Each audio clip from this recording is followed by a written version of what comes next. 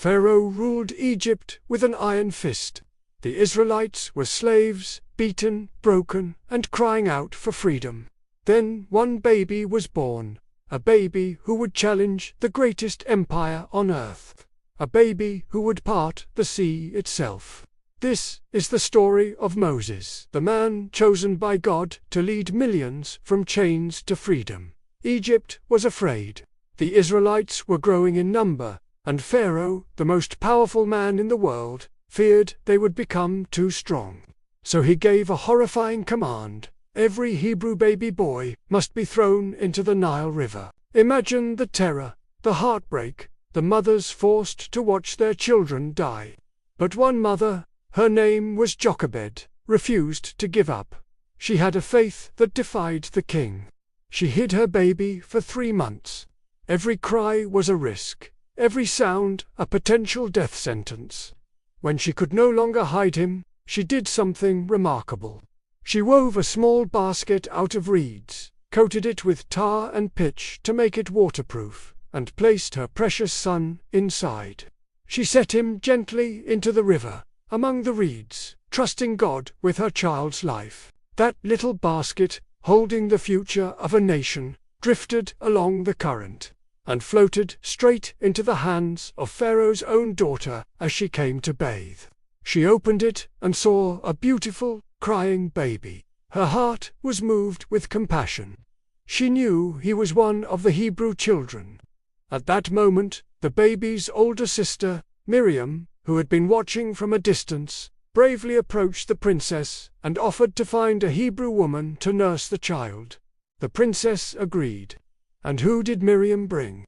The baby's own mother. So, the boy, born to be killed, was now being paid to be raised by his own mother, under the protection of the very palace that had ordered his death. The princess named him Moses, which means drawn out of water. The boy who was supposed to drown in the Nile was instead raised in the palace of Egypt as a prince. Moses grew up with every privilege imaginable.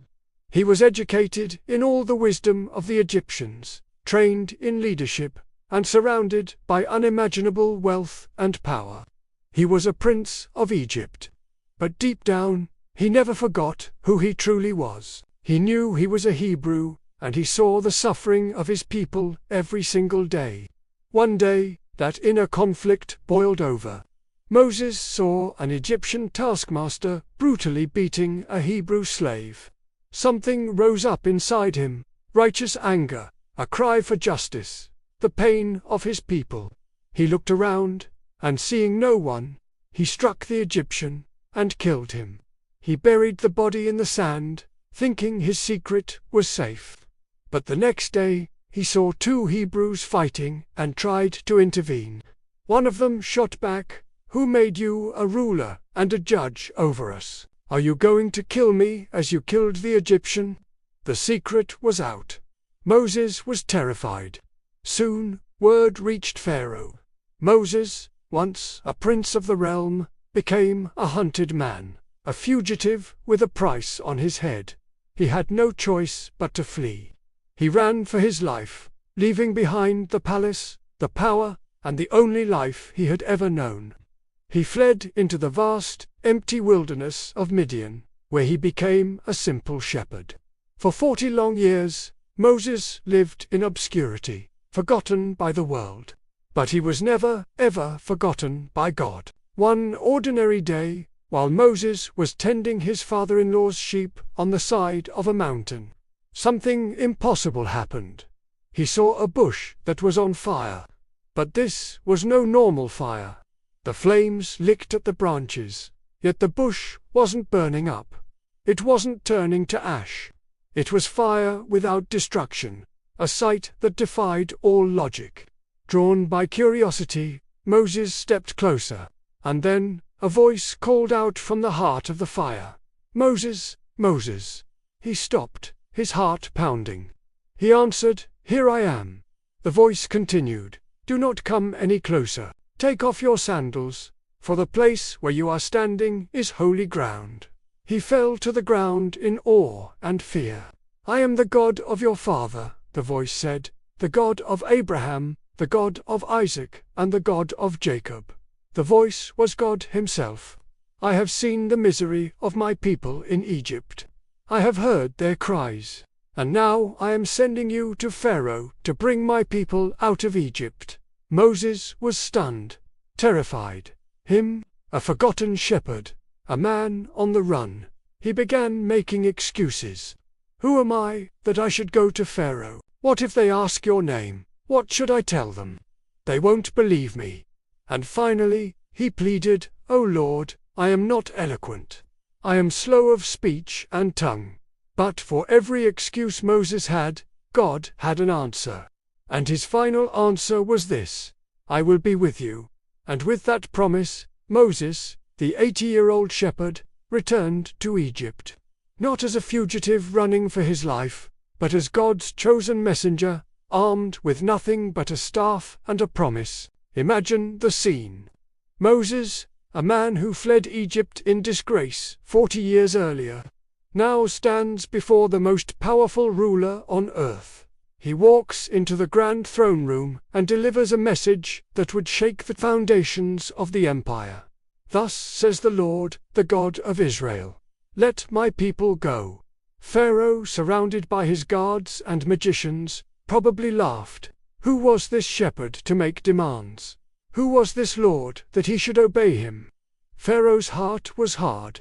He refused, and even increased the slaves' workload. And then, the 10 plagues of God were unleashed upon Egypt. The Nile River, the source of Egypt's life, turned to blood. Frogs swarmed the land, covering everything. Gnats and flies descended in thick clouds. Livestock died. People were covered in painful boils.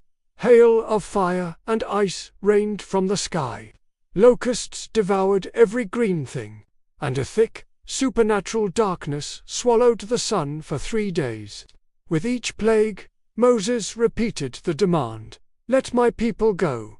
And with each plague, Pharaoh hardened his heart, until the final, most devastating plague, the death of every firstborn son in Egypt.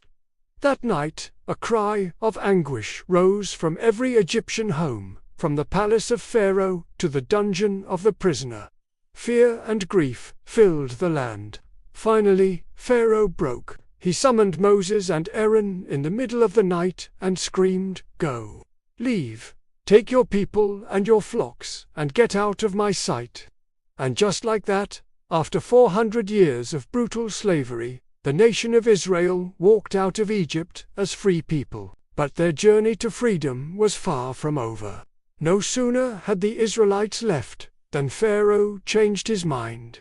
His grief turned to rage. "What have we done?" he cried. "We have let our slaves go." He mustered his entire army, his elite chariots and horsemen, and chased after them. The Israelites, millions of men, women, and children, were trapped. They were pinned against the edge of the Red Sea. There were mountains on both sides, the sea ahead of them, and the dust cloud of Pharaoh's approaching army behind them. It was a death trap. The people panicked. They cried out to Moses, "Was it because there were no graves in Egypt that you brought us to the desert to die?" But Moses, filled with faith, stood before them and declared, "Do not be afraid. Stand firm, and you will see the deliverance the Lord will bring you today." Then, as God commanded, Moses lifted his shepherd's staff over the water, and the sea split apart. A mighty wind blew all night, creating a path of dry ground right through the middle of the ocean. Walls of water stood impossibly high on their left and on their right as the Israelites walked through the sea to safety. When Pharaoh's army saw this, they charged in after them, right into the path in the sea. But once the last Israelite was safely on the other side, God told Moses to stretch out his hand again. The waters crashed back down, swallowing the entire Egyptian army. Not one soldier, not one chariot, survived. On the shore of freedom, the Israelites watched as God delivered them completely. Moses would go on to receive the 10 Commandments on Mount Sinai, speak with God face to face as a man speaks with a friend, and guide the nation of Israel for 40 years toward the promised land. His life story is an incredible testament to God's power. From a baby in a basket sentenced to death, to a fugitive shepherd in the desert, to the leader of millions who defied an empire. The story of Moses is proof that God doesn't call the qualified. He qualifies the called. He uses ordinary, flawed people to do extraordinary, impossible things. If God could use Moses, a man full of fear and self-doubt, He can certainly use you. If this story inspired you, please give this video a like and subscribe to the channel for more powerful stories from the Bible. Thanks for watching.